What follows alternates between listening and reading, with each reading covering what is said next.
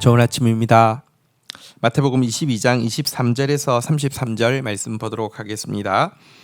23절 부활이 없다 하는 사두개인들이 그날 예수께 와서 물어 이르되 24절 선생님이여 모세가 일렀으되 사람이 만일 자식이 없이 죽으면 그 동생이 그 아내에게 장가들어 형을 위하여 상속자를 세울지니라 하였나이다. 25절 우리 중에 7형제가 있었는데 마지가 장가들어서 죽어 상속자가 없으므로 그 아내를 그 동생에게 물려주고 26절 그 둘째와 셋째로 일곱째까지 그렇게 하다가 27절 최후에 그 여자도 죽었나이다. 28절 그런즉 그들이 다 그를 취하였으니 부활 때에 일곱 중에 누구의 아내가 되리이까.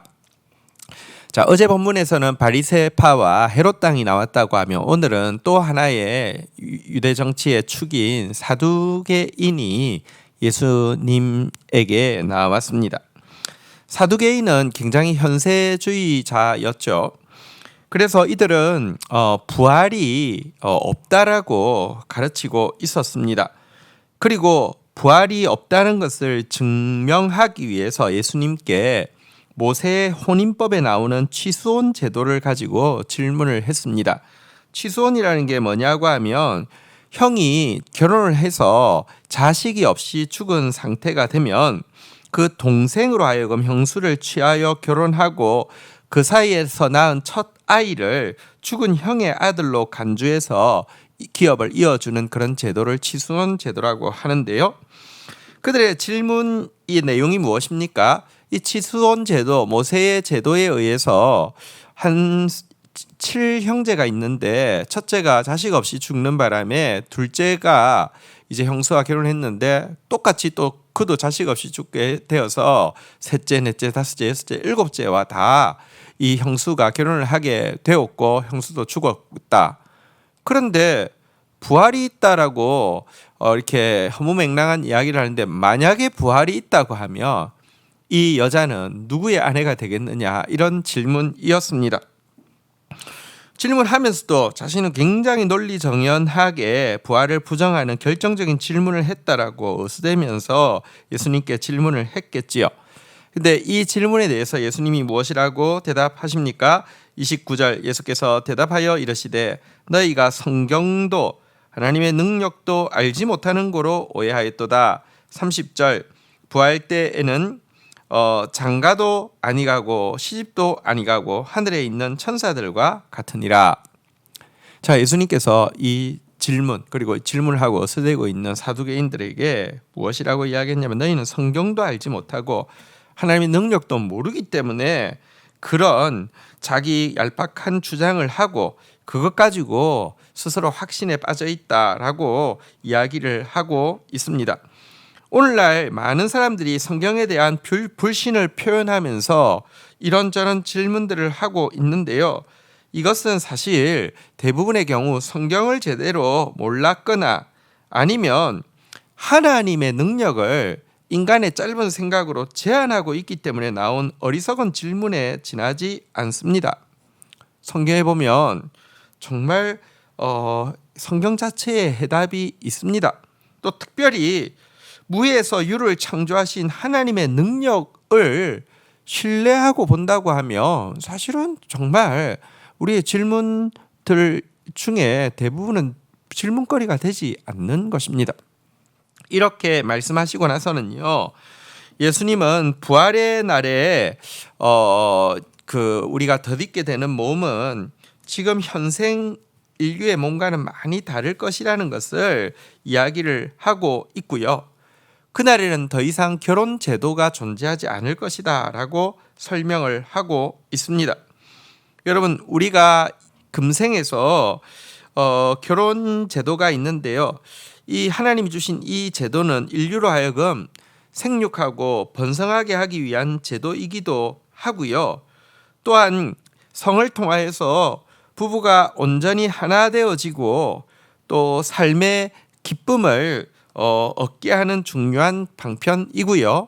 또 신앙적으로 보면 둘이 하나가 되어짐으로 말미암아 셋이 하나인 삼위일체 하나님에 대해서 알아가고 이해하고 사모하게 하는 그런 의미를 가지고 있는 제도가 결혼 제도이지요.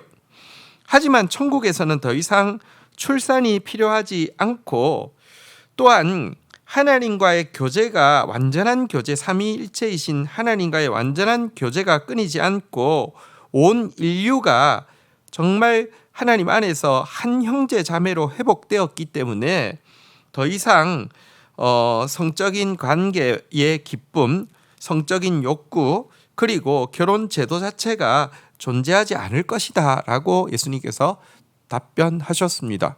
그러니까 부활이 이루어지지 않을 증거로, 만약에 부활한다고 하면 호적 정리가 안 되잖아요. 누구 아닙니까? 이렇게 이야기했는데 천국에서는 결혼 제도 자체가 존재하지 않는 것에 대해서 이야기하니까 이 질문 자체가 난센스가 되었죠.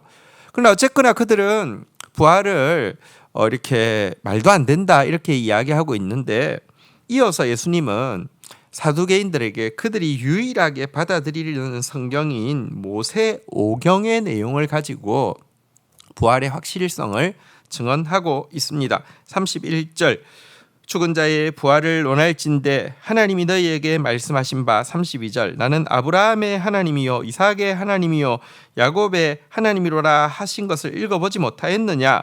하나님은 죽은 자의 하나님이 아니요 살아있는 자의 하나님이시니라 하니 33절 무리가 듣고 그의 가르침에 놀라더라. 자, 사두개인들은 이제 모세오경만을 받아들이는데요.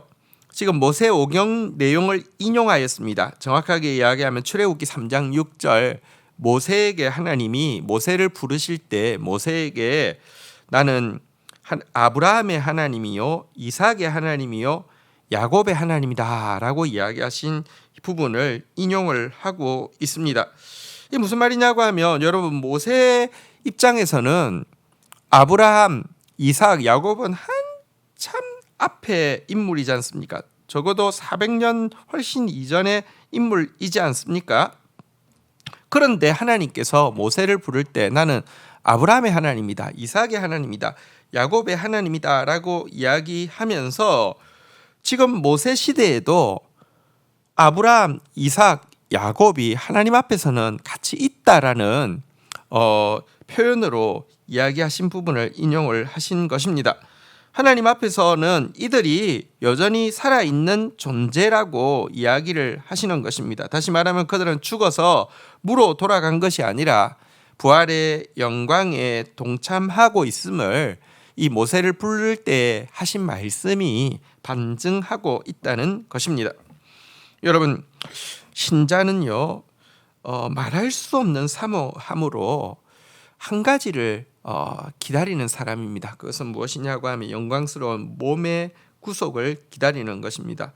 바울은 정말 내가 탄식하듯이 그날을 기다린다.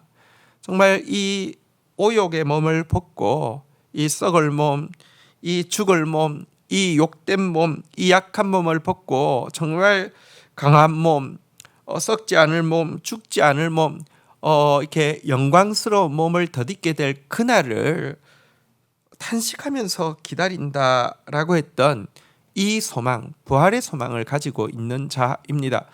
부활의 소망이 없다고 하면, 또 그 부활의 소망이 없다는 것은 사실 천국의 소망이 없다는 것이죠. 천국의 소망이 없다고 하면 이 세상이 다이고요. 이 세상이 다라고 하면 우린 가장 불쌍한 사람입니다. 아니, 가장 불쌍한 사람이 되어야만 합니다. 부활은 있습니다. 천국도 있습니다. 그 사실을 믿을진데 우리가 그날을 바라보면서 그날 이 땅에서 심은 대로 그곳에서 여러분 거두게 하실 것인데요. 해의 영광이 다르고 달의 영광이 다르고 별의 영광이 다르고 별과 별의 영광이 다른데 이 땅에서 주를 위하여서 말씀 때문에 심은 대로 거두게 하신다고 하셨으니 그 하나님을 사모하고 기대해야 할 것입니다. 주신 말씀 붙잡고 기도하며 나가도록 하겠습니다.